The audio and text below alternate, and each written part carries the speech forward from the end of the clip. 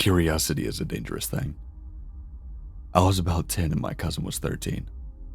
I asked him if he had known anything about this deep web, and apparently he did, and then asked me, I know how to get onto it, you want to try? I was scared and told him no, it's too dangerous, but he laughed. Don't be such a scaredy cat, nothing will happen. All these stories are fake. So he installed, of course, Tor on my computer. After I installed it, I had no clue what to do, so let my cousin do it. Yes, we got in. Perfect, now we have the fun stuff to look at.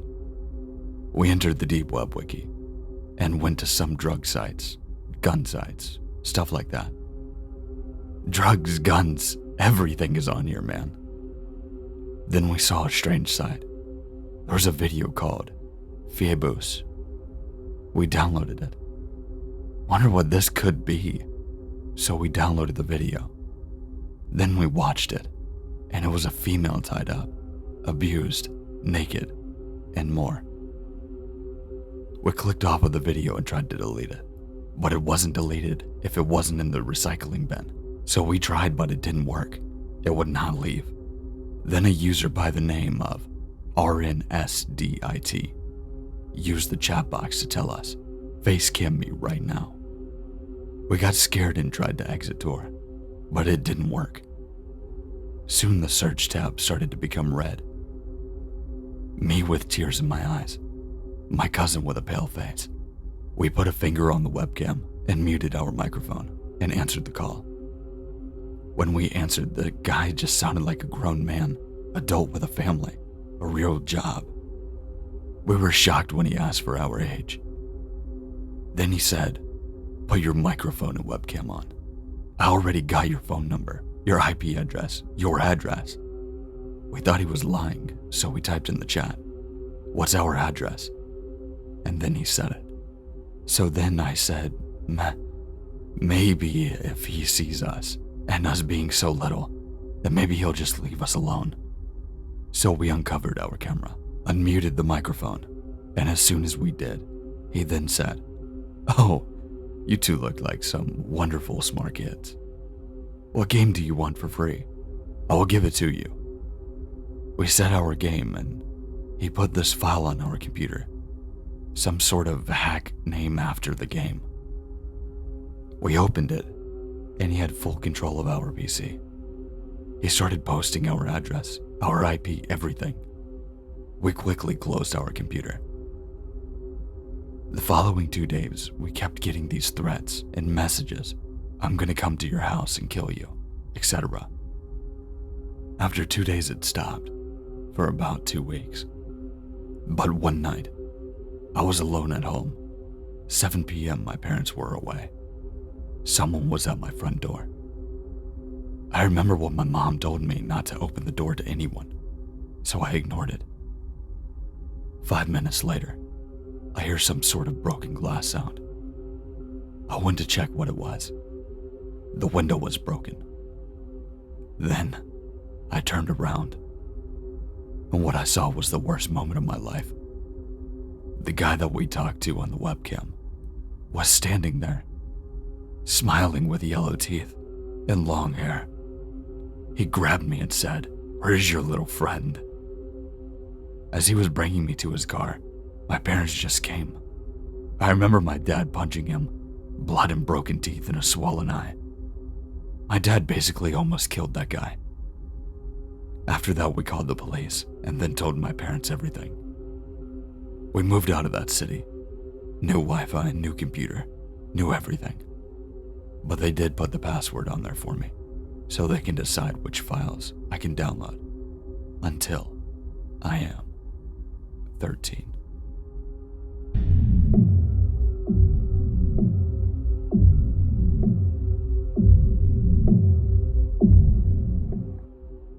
Last year I did something bad. I got onto the dark web with a few friends, and I'm telling you, it is real. There's a certain site that I'm not going to give the full name of. Let's just call it the Black Room. Me and my friends waited until our parents went to bed, and then all three of us pulled up chairs to this computer. It was a live streaming site that read something but it translated to live preview in Serbian. There was a black screen and people were typing in a chat box in another language. We just watched and waited for something to happen. A topless woman with long, brown, dark hair appeared in the chair. She was wearing blue jeans. Her hands were tied with what looked like to be blue rope and duct tape around. I guess it was to make sure that she didn't get out. Her feet were cuffed with what looked like to be metal leg cuffs. She had a blank look on her face. The camera flashed off to dark again. It looked like someone was covering the camera with a towel. Then I heard the sick sound of a drill being turned on. The towel was removed. I heard her shouting in another language, probably begging for her life, screaming and crying, but she couldn't move. There was a shirtless man in a BDSM mask. If you don't know what that is, I suggest you looked it up. It was a black leather looking mask with eye holes and a zipper where you could unzip the mouth. She began screaming and I wanted to turn away, but curiosity got the best of me. He put the fat metal tip of the drill straight into her damn eye and made a sickening squishing sound, and she was moaning and screaming as the drill went directly through her eyeball. Dark red blood began oozing out, and it looked like the poor woman was going into shock. She was shaking so bad. The camera had zoomed in. Her eye was still attached, but had major blunt force trauma. It looked like a big black bloody hole. Her eye was half there somewhat. It was really hard to look at. Then the camera lens went black again.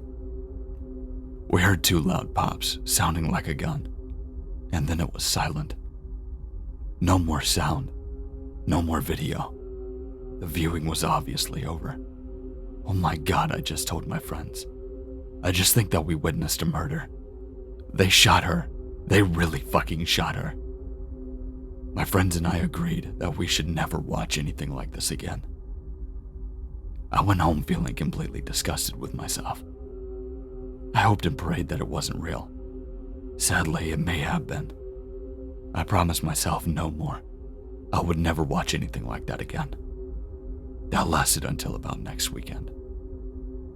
Next Saturday night, after playing on the PS4 for a few hours, we began to get tired and smoked a few joints to wake up. Then my best friend we will call Rob suggested that we go again on the dark web. Rob is a computer genius and knows how to get onto the dark web so easily. He used a VPN. We decided to click on the black room again.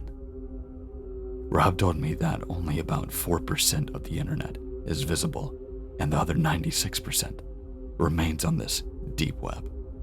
That made me feel a little bit sick to my stomach. What a disturbing thought. It took a few hours, and the site wanted us to pay a little bit with Bitcoin, so we did. I don't even know how we easily got in the first time without paying. I guess we just got lucky, because they wanted us to pay next time.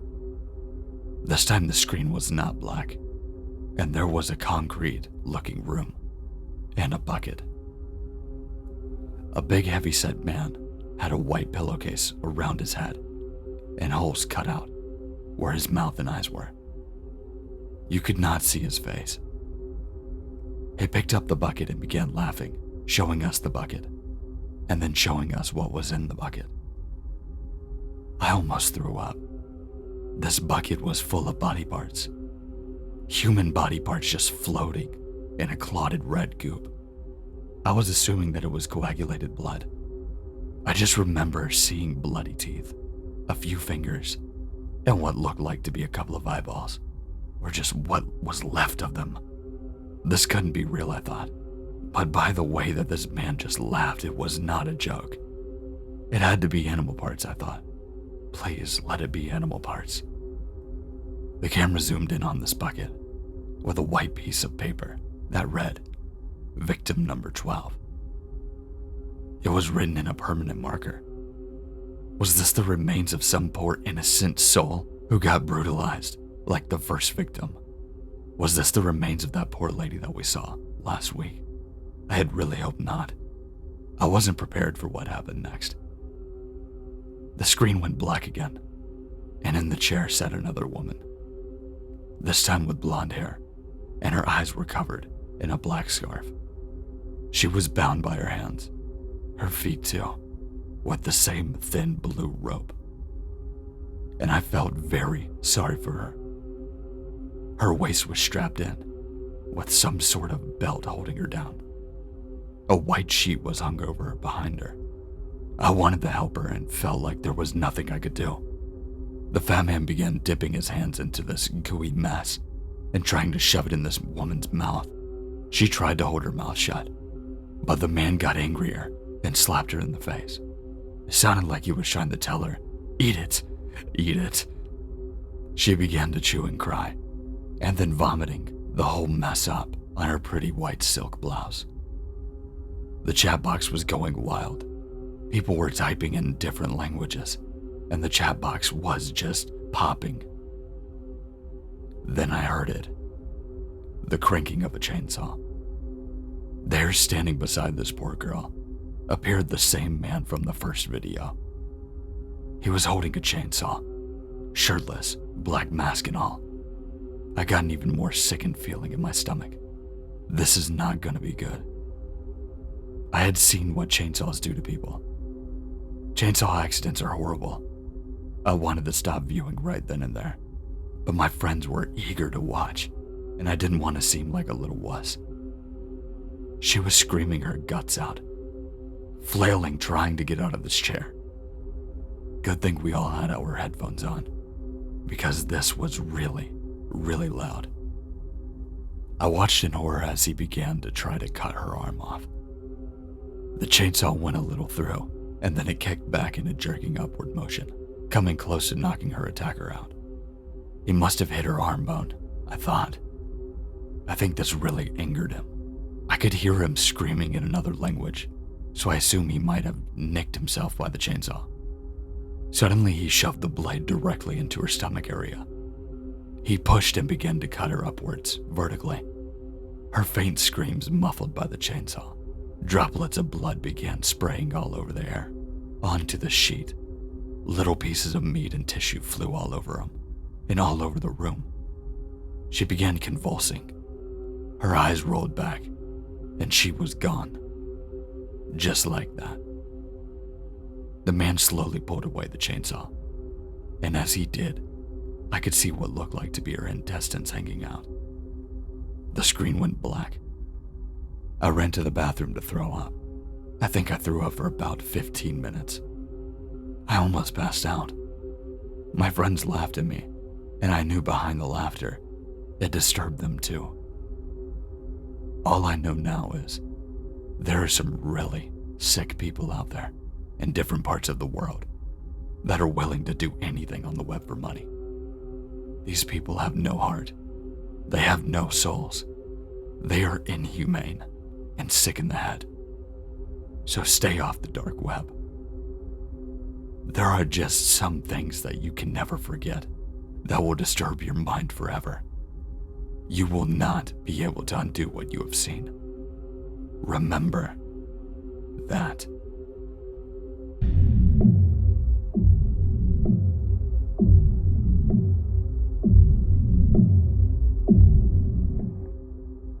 Thanks for watching. I really hope you enjoyed it. If you did and you would like to see more of these, make sure to like, comment, and if you're new to this channel, make sure to subscribe. We're doing nothing but growing. I know this video is kind of short and I do apologize, but I'm just trying to get used to the whole new schedule and stuff that I'm dealing with over here. So make sure to check out the links in the description, like Twitter, Instagram, everything like that, including a Gmail if you'd like to submit a story.